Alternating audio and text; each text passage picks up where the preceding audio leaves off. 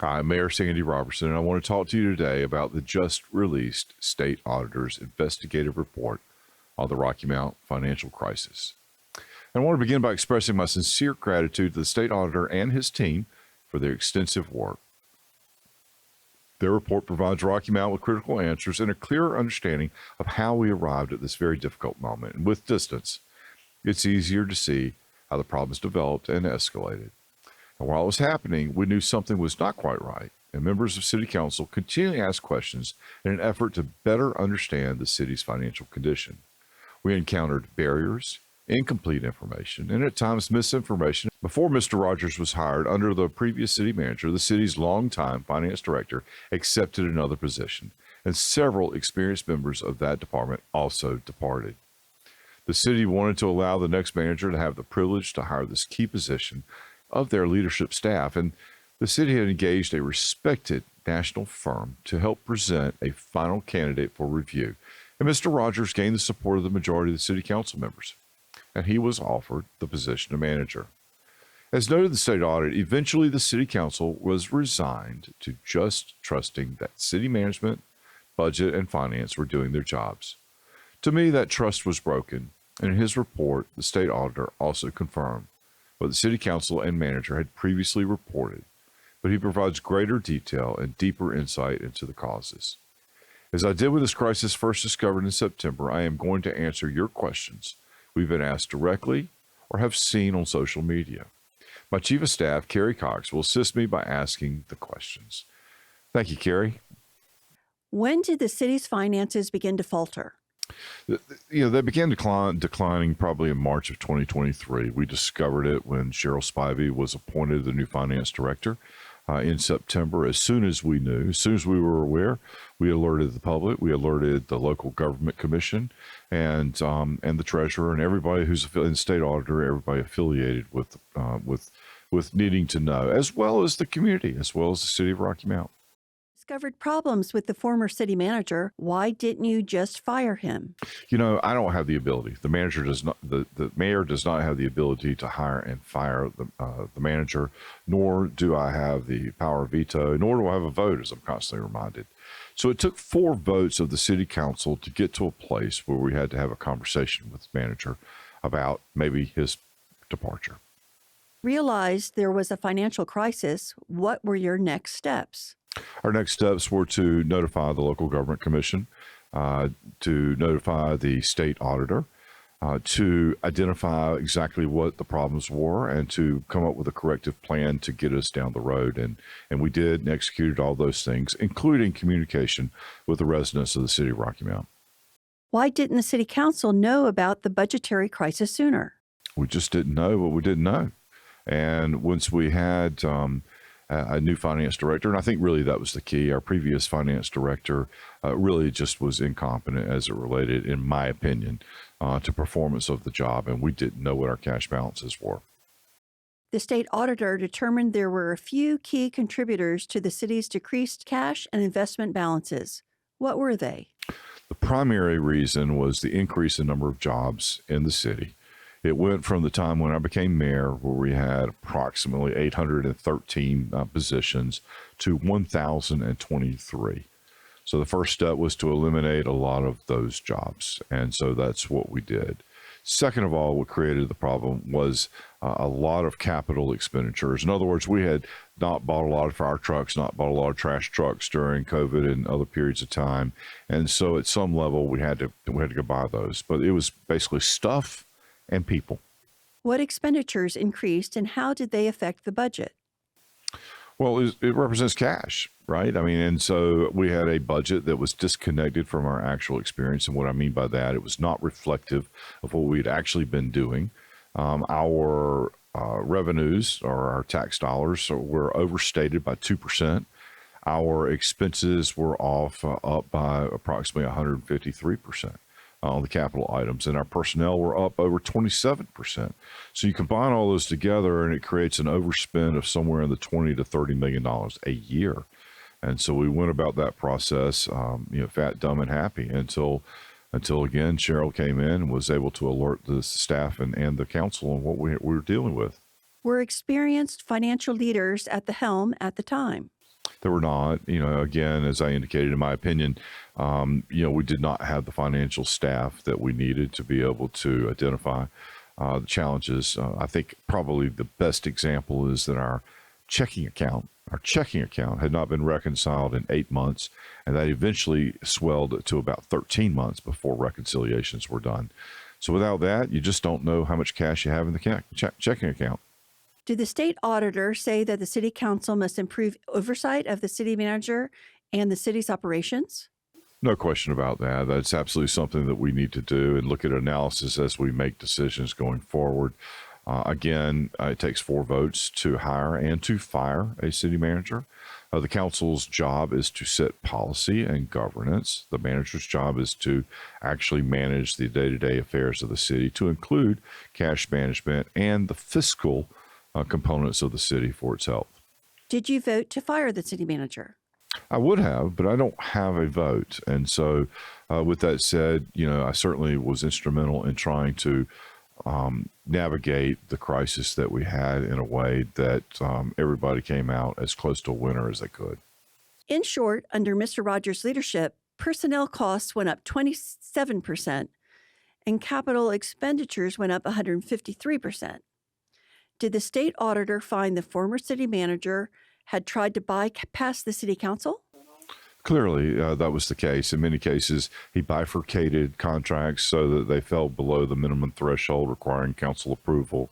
In many cases, there were just contracts released that we had no knowledge of, and expenditures. In fact, many of the jobs that were created, most of the jobs that were created, did not have council approval. Did the dysfunction or infighting of the city council have to do with any of the lack of oversight of the city manager? Clearly, the auditor did point that out, that dysfunction in term did contribute very heavily to our inability to effectively manage the manager and what was going on. And I think that really served as a sideshow. But I keep coming back to we were not informed. We were not provided financial information. The budgets that we looked at were disconnected from our actual experience and our reality. So there was nothing that indicated that we should have to manage this a little bit more differently. Are you saying the budgets you got at the time were, well, bottom line wrong? They did not have the correct numbers on them? That's right. That's exactly right. I mean, we projected revenues at greater than 2%. We had expenses that were over, considerably, accounting for approximately, like I said, $30 million. What corrective steps has the city taken to make changes? So our manager, Elton Daniel, along with Cheryl Spivey, did come up with a short-term plan to reduce the number of jobs and subsequent workforce. We have eliminated approximately 2,200 jobs. They've either been part of a RIF or they have self-selected. So that's a big component of what we're talking about. We have not expended any more capital expenditures. And what I mean by capital expenditures, anything greater than, I believe, $1,500. And, like fire trucks and other things of that nature, generators.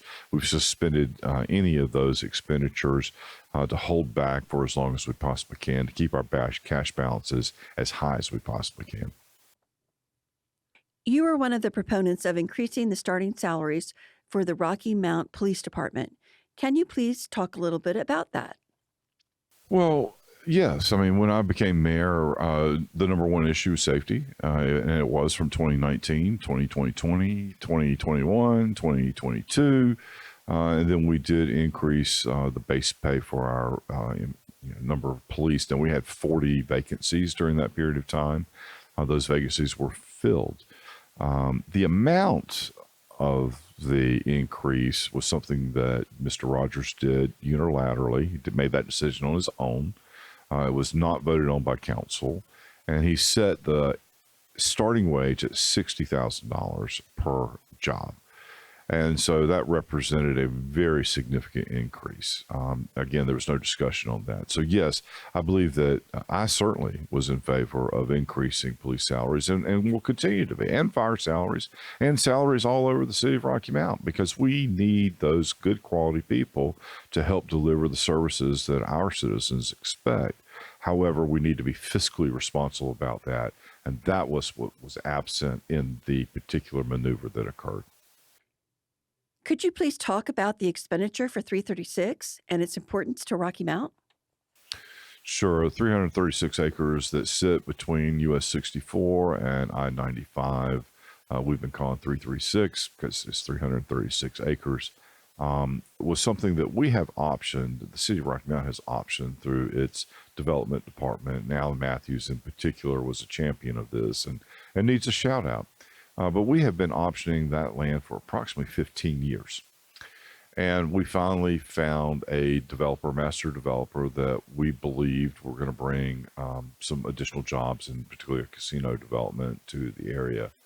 We transferred those options to that individual.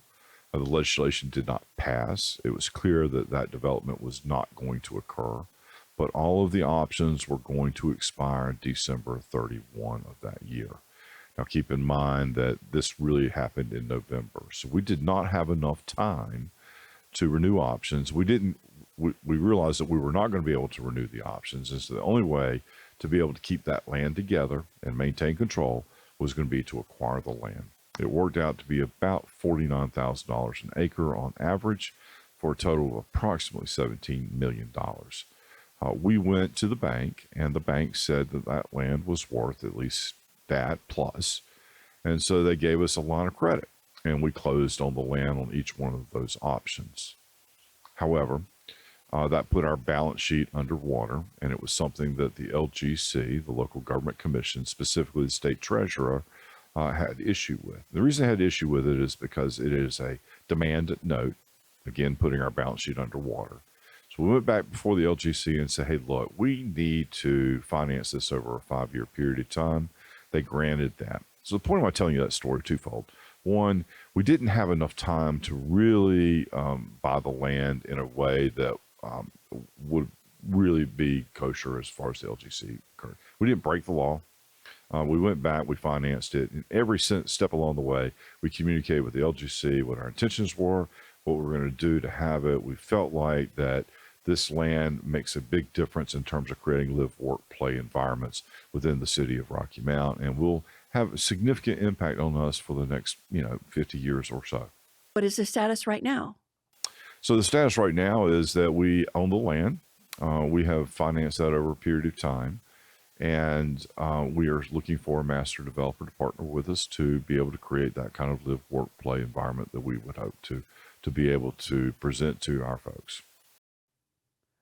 Are these discussions ongoing? I've had the opportunity to speak to a number of folks. A number of folks have presented to our development team as well, and we are coordinating, basically trying to encourage people to present offers that we can have discussions with our city council. This is just one audit. Is there also a forensic investigative audit to determine whether laws were broken? Any others? We indicated that in September it was the council's desire and the city's desire to complete an investigative audit, even if the state didn't do it. The state auditor is, in fact, completing an investigative audit. I don't know when that will be presented to us in a final form. It will be some months from now. We are expecting right now we'll call it the general audit over how we got to where we got, and that's what we're talking about today. That has been presented to us. Everybody's had a chance to look at it. It really describes the fact pattern that we have described already. It goes over what the money was spent on, so there's an accounting for it, and it doesn't appear that there's any kind of criminality that has occurred there. There's a third audit that is going on, reviewing our practices as it relates to utilities and the billing and the challenges that we have experienced internally associated with getting those bills out. And so it's going to clarify those points for us. I'm looking forward to any and all of these because it'll bring the transparency that we want. We will be able to deal with any wrongdoings, whether they rise to the level of criminality. I certainly be supportive of pressing any kind of charges as we need to. That's not something that I have the authority to do, but we will follow the lead of the state auditor should he make those recommendations. What is the difference between the state audit done in 2020 and this state audit if there are any criminal findings uncovered? Sure. Well, the law has changed to allow the state auditor to be able to bring charges in the event that he believes or suspects that something has risen to the level of criminal activity. And so, and he's used that power a couple of times recently. And so he has the ability to do that. Dave Bullock does. And again, we'll follow his lead on that. Beth Wood, the previous auditor, did not have that authority.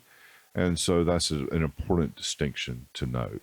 Prior to, it was something that we had to rely on either the Attorney General of the state of North Carolina or the district attorney that was serving our particular area. And it's important to note in both of those cases, I called both the AG and the DA at the time and asked if they would consider looking at criminal charges, and both declined, saying that nothing had risen to the level of criminality. Any final words? The final words I have to say is that we'll get through this. You know, the city of Rocky Mount is resilient. This is not a place that any of us wanted to be. It's not a place that we enjoy being. We have a lot of work in front of us. We have a lot more that we have to cut. We have a lot more that we have to save. We have to be fiscally responsible, and that creates a stronger city going forward.